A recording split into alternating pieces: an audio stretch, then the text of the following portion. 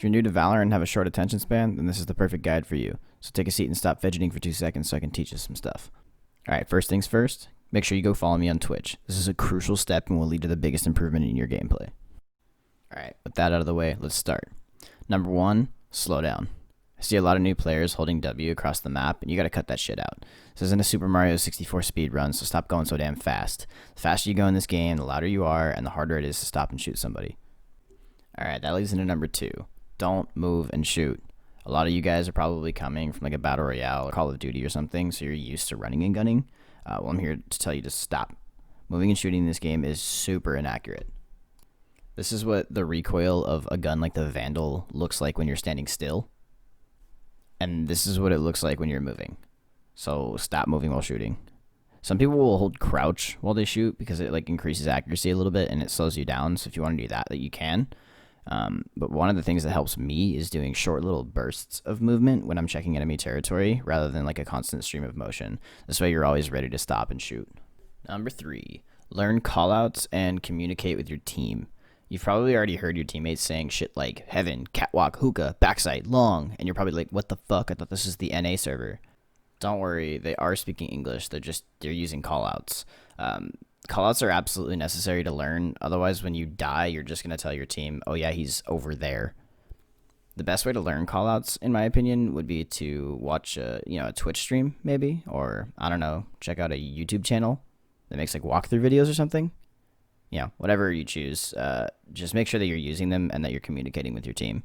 This is especially important once you get to higher level play, when everybody has like godlike aim. The only thing that's going to set 2 teams apart of equal skill is their communication.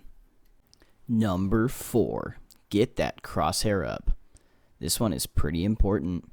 You may have already come across the term crosshair placement. Basically, when people say this, they're referring to where your crosshair is when you're just kind of walking around.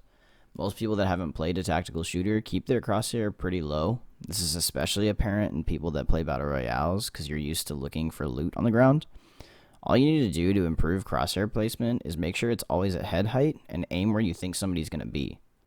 For instance, if you're peeking a corner and let's say there's a guy right behind this corner, having your crosshair here rather than having it here is way better because the time that it takes for you to get your crosshair from the ground to his head is longer than the time that it takes to get from here to his head, so you're able to flick faster.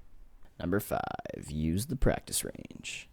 The Valorant devs have given us a pretty dope practice range that has a lot of features, so I really recommend using it as much as possible, especially if you're new to shooters and haven't really developed your aim yet. It has so many different ways to practice that I can't really go over all of them, but basically just hop in there and mess around with it as much as possible, and it'll help in the long run. Number 6 is pick an agent and stick with them for a while. This one's pretty straightforward, but basically it's just easier to learn the game if you stick to one agent rather than bouncing around and having to learn new abilities every match. I would say Raze is probably the easiest for a lot of newer people just because she's damage based and her ult is basically just a fucking bazooka. Last but not least, Phantom or Vandal. I'm not going to tell you which one is better because I really do just believe that it's preference. A lot of people have their reasoning for why one is better than the other, but I'm not going to get into that. All I'm going to say is that you should test them both out, and whichever one feels better, stick with it until you've developed your aim. The reason is because they both have very different recoil controls, and over time you're going to build muscle memory, and it's going to become second nature to control that gun. But if you're constantly switching back and forth between Phantom and Vandal, it's going to take you literally twice as long to develop that muscle memory, and you're just going to suck with both. Alright, that's it. Thanks for watching, you guys. I hope I helped some of you guys out with some premium high-octane knowledge. If you like this video, let me know. And if you think I should do more educational shit like this, then let me know in the comments. Alright, love you guys. Bye.